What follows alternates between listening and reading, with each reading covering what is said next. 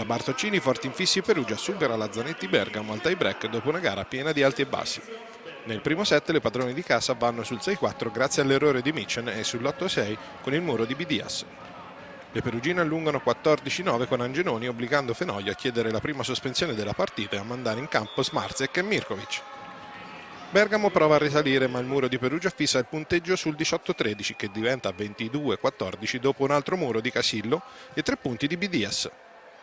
Montibeller e Casillo poi firmano il 24-15 e infine Bidias chiude sul 25-17.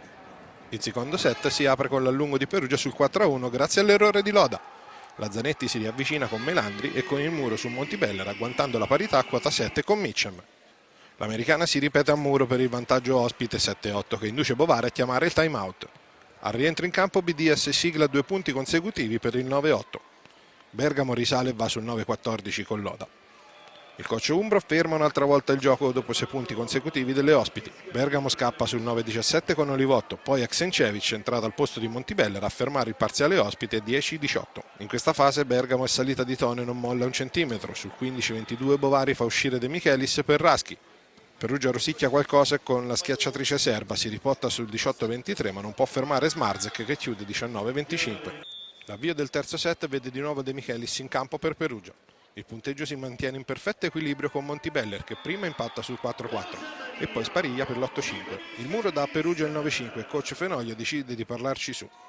Perugia non allenta e va sul 13-7 con Bidias.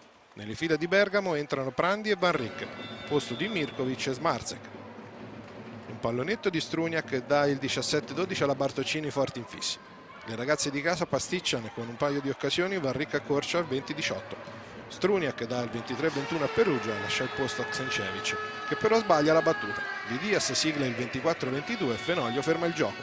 Al ritorno in campo Bidias regala il set alle magliette nere 25-22. Nel quarto set la Zanetti parte meglio e va sul 3-9 dopo 2 muri su Bidias e Angeloni.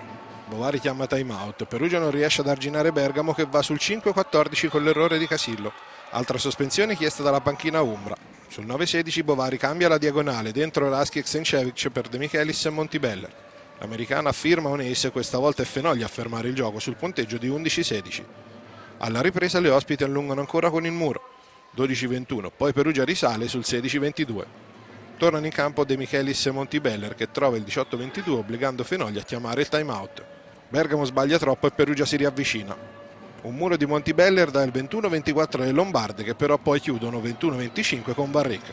L'inizio del quinto è targato Mitcham che con 2 punti porta Bergamo sull'1-4. Bovari ferma la partita e rientra in campo Montibeller firma il 2-4.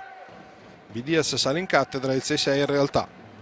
Bergamo rimette la testa avanti e questa volta è Montibeller ad agganciare le Lombarde sul 9 pari e poi a firmare il sorpasso sul 10-9.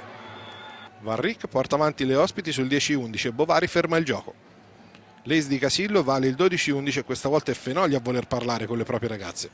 L'attacco di Montibeller dà il 13-11 a Perugia che diventa 14-11 con Angeloni.